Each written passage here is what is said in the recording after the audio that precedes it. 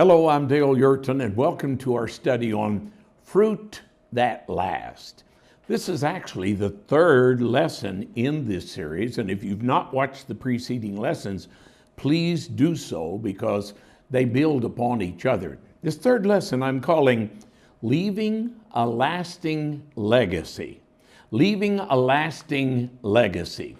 I've used as an overall text for this series the words of Jesus from John the 15th chapter and verse 16, where he said to his disciples, "You did not choose me, but I chose you and appointed you that you should go and bear fruit, and that your fruit should remain, that whatever you ask the Father in my name, he may give you." I want to focus in particular on that phrase, that your fruit may remain. That's what a legacy is all about. Leaving a lasting legacy is you have to have fruit that doesn't perish with you, fruit that remains. And this is one of the most important things that a leader can do in all of their service, no matter how great their church may be, how great their leadership and ministry may be. If we do not leave a lasting legacy, we have ultimately failed. Someone has said, a Moses without a Joshua is a failure because he got them out of Egypt, but it took Joshua to get them into the promised land. That's well said. And so I want to emphasize here in beginning this lesson that the person we choose as our successor is more important than the policies we use. That is very, very true. I've seen this in my travels all around the world. If we do not choose the right person, then our legacy is in trouble. See, we can have what we believe to be a perfect plan, but if we choose the wrong people, the plan will not work. See, there's different structures of churches. There's a congregational style, there is a presbytery style, there is a bishop style. There's different structures of churches. But here's what I've discovered. I've found good churches in all of those. Now, some I believe is better structures than others. However, it's the people that's most important. If you've got good people, they will make the plan work. But if you don't have good people, you are in trouble no matter what plan you choose. So it's very important that you choose the right people. Now, this is the big question that every leader is going to face. Sooner or later, you're going to have to answer the question, what will people remember when we are gone? And they will remember something. It's what they remember. That's the legacy. That's what you leave behind. What are they going to remember? Oh, I remember the terrible words that the wise man said, that the name of the wicked will rot. What's he saying? He's saying it's going to stink worse in the future than it does right now. That people are not going to remember anything good. They're only going to remember the wicked deeds that they did. So we've got to answer that question, and we need to do it now. One of our long-term needs is a good legacy. This is a need in everyone's life. And sooner or later, you will come face to face with this. It's what we call the midpoint of life. It usually happens, in our mid to late 30s that we begin thinking of the future. When we reach this midpoint of life, we move from thinking about success and begin thinking of significance. What is it I'm going to leave behind? What is the people going to remember when I am gone? Many years ago, I read a good book by the title of Halftime. And he dealt with this principle of moving from success to thinking about significance. That's what we're talking about when we begin discussing the subject of legacy, leaving a lasting legacy. Now, the question deserves to be answered. What is a legacy? What are we actually talking about when we start talking about our legacy? Well, to put it in the most basic of terms, a legacy is anything handed down from an ancestor. Anyone that went before us, this is what they left us. This is what they gave us. This is the legacy. What was handed down from those that preceded us, that went before us. Now, you must remember that legacies don't spring up overnight. I've seen people that start worrying about their legacy when they're advanced in years. That's too late, my friend. That's too late. You've already lived your life. A legacy is built upon consistency. Now, let me repeat that again, because that's probably one of the most important things I've said thus far. A legacy is built upon consistency. And people are going to look at your life. It's why faithfulness is so important. What we do day in, day out, we do it day after day, week after week, month after month, year after year. We are building a legacy. And so I want to take and break this lesson down into four different parts. I will call it 4 essentials to leaving a lasting legacy. Here's the 4 essentials. The first one is the word integrity. That's one of the most important words in my vocabulary. In fact, I've told my family and friends for years, if you only put one word on my tombstone, I want it to be integrity. He was who he said he was. What you saw is what you get. Integrity. You don't say one thing and do something else. No, integrity. The word literally means to be whole, complete, entire, undiminished. It's not a fragmented life. It's not a divided life. It is a life that is complete, that is whole. See, this is why I said integrity is built upon consistency.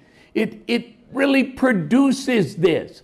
If we have the integrity, if we are who we say we are, we're not pretending, we're not play acting, we are not hypocrites. We are the real deal. What we say, that's exactly what we mean. That's integrity. Integrity, it brings stability. Now, the truth is, we live in a world that is shaking all around us. People that are in confusion, people that don't know who to trust. And it's not just a problem in one part of our world. I've traveled the world over. It's everywhere. People don't trust their leaders. People don't respect their leaders. Why? Usually because there's a lack of integrity. It's integrity that brings stability. You can trust them. You can respect them. Integrity. It's a good saying. We never go wrong by doing what's right. Boy, that is the truth.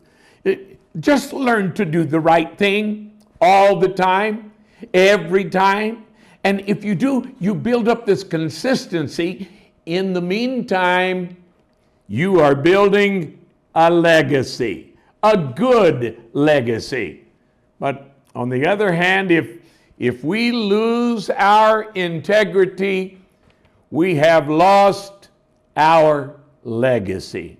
Boy, it's such a tragedy. I remember the words of a wise man many years ago that I was asking him how to address these pastors that's just gone through a time where a great man has fallen. He's done things he should not have done, and they're shaken because he had such a great ministry. He said, tell them it doesn't matter if you have a great ministry. It doesn't matter how big a church you can build. It doesn't matter how great ministry you can produce. If you don't have integrity, it cancels everything. Well, that is the truth. That is the truth. And what a tragedy for many people that we discover, even after their death, that they were not who we thought they were. What happened? They just lost their legacy. The wise men in the book of Proverbs, the 16th chapter and verse 31, the wise man said, the silver-haired head is a crown of glory if, and that's a big word, if it is found in the way of righteousness. It's found in the right way. If it's found in truthfulness, if it's found in honesty, if it's found in good character, then it becomes a crown of glory. If it's not, it becomes a crown of shame. We, in fact, have a proverb in English that we will say, there is no fool like an old fool. Oh, that is so true. So let's do what's right. Let's build a lifestyle, a lifetime of integrity, and live and practice the things that we preach. And so the first word, this word integrity. Let me give you a second word. The second word is what I will call investment. Investment. Now, the truth is, we are all investing in something, even if we're investing in nothing. And we're investing in trivia. We're investing in things that don't matter, that will not count in the end. It's whatever we're investing in that's going to build our legacy, because we invest in whatever is important to us. If it's important, we will invest in it. As someone has said, if you want me to tell you what kind of person you are, then show me the way you spend your money. Boy, that is a good statement. That is wisdom, because we invest in the things that are important to us.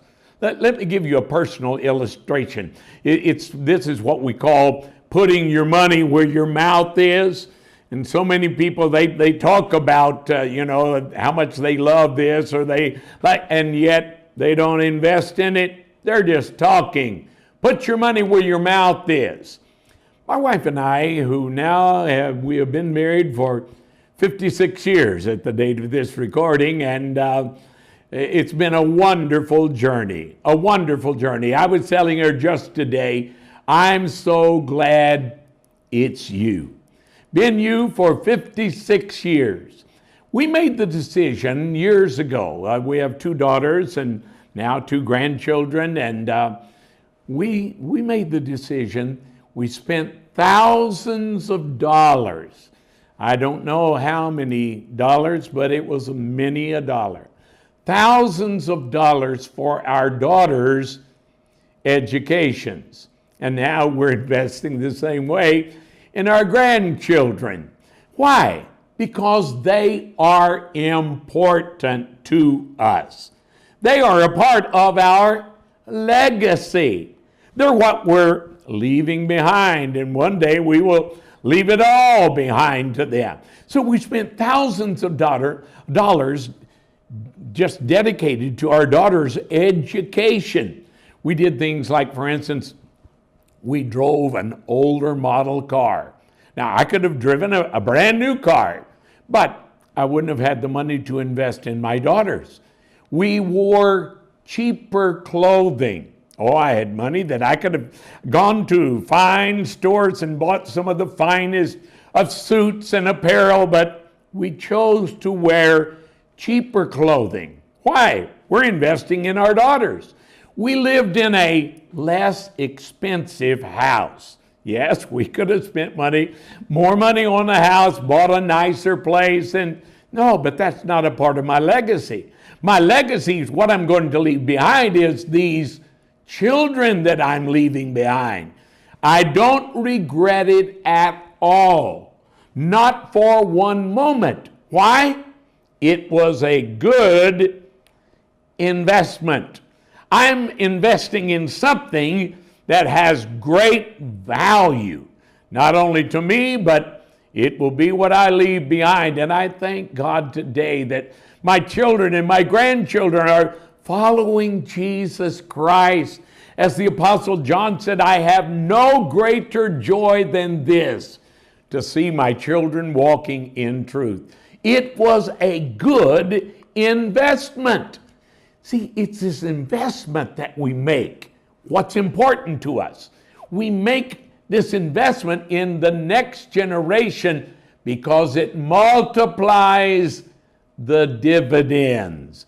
It keeps increasing. It keeps growing. And as you go from generation to generation, it increases even more. So what we need to learn to do, we need to learn to invest in the next generation. You won't regret it, my friend. That will be a good investment. Now here's the third thing that I see in leaving a lasting legacy. It's the word that I will use is the word identity. Identity. Because so many people they struggle with the word integrity, and a lot of times they struggle with their investment as well. But a legacy, it's more than just things that we leave behind. No, it's greater than that. A legacy is more than that. Our legacy is determined by who we are, who we say we are. That's what it's determined by. For instance, a good question for you to answer for yourself is, what is the one word you want people to remember when you're gone? Now, as I've said, I've given a lot of thought to that, and the word for me is the word integrity. Now, choose your own word, your own word. Think about it. What do you want people to remember when you are gone? And they will. They will remember something. So give them something good to remember, something good to talk about. The truth is, every one of us, God made us an original. Why dye a copy? Why dye an imitation of something else? Create an identity. I love the words that it says of John the Baptist. And there was a man who was sent from God. His name was John. Well, that's a clear legacy. That's putting it in perspective. And everybody that knew John the Baptist say, yes, we knew John. He come to introduce the Messiah. Now, what is it that God created you to be, to do? Your life's not an accident looking for a place to happen. Your life is a gift from God. What are you going to do with your life that will make a difference that people will remember? It's like the writer of Hebrews. In Hebrews, the 11th chapter and verse 4, he's speaking about Abel, and he said, he being dead still speaks. Well, that's the way I want to live. I want to live my life that I'm not just a preacher. I want to still be preaching when I'm gone. That's a legacy. That's what you're leaving behind. That's what people remember after you're gone. They remember the lifestyle that you chose. They remember who you were, what you accomplished with what you did. God help us to have that kind of influence so our identity is clear and established. It's a clear message that everybody understands this was a man or this was a woman of God. Now here's the fourth word that I want to give you on leaving a lasting legacy. What is it you're going to leave behind? It's the word influence. Influence. Now, this is something I've come to understand in the later years of my life. I did not clearly understand this at all. When I was 20, when I was 40, I was beginning to grasp this when I turned in my 50s and 60s. Now I see it clearer than ever before. The fourth word is the word influence. Influence. The influence that you will have upon others. And we all do, whether it's good or bad. We have an influence. There's things that people remember about us. I heard a wise man say one day, people will follow whoever feeds them. Now think about that for just a moment. People will follow whoever feeds them. And it's not just people. I mean, you take the animal world. You take the animal world. The same thing with dogs and cats. Just feed them. They'll keep coming back just because you're feeding them. That's not only true of animals, it's also true of people. And so we need to feed them well, feed them good information, feed them good advice, give them good counsel, give them a good example to follow. People will follow whoever feeds them. And so it really comes down to this statement. Our greatest strength as a leader is our influence. Our influence. I remember years ago I was talking to some wise men that had influenced my life greatly, and one of them was asking the other one, saying, what position do you have with this particular group? And he said, I'm a member of this group, but I really don't have any positions whatsoever. And he said, as long as you have influence, you don't need a position. Boy, that is true. Influence upon the people. Now, there's a basic difference here, and if we could only come to understand this, it would solve a lot of the strife that I see that goes on in life. I see leaders that quarrel with each other over who's going to be the leader. There's a big difference between a title and influence. A title and influence. There's a wise old story that is told about an argument between the sun and the north wind over who was the strongest. Which one was the strongest? And the wind said, I can blow powerful hurricanes. I can blow cyclones. I'm stronger than you. The sun said, no, you're not stronger than me. And so he said, yes, I am. And the sun said, okay, let's prove it.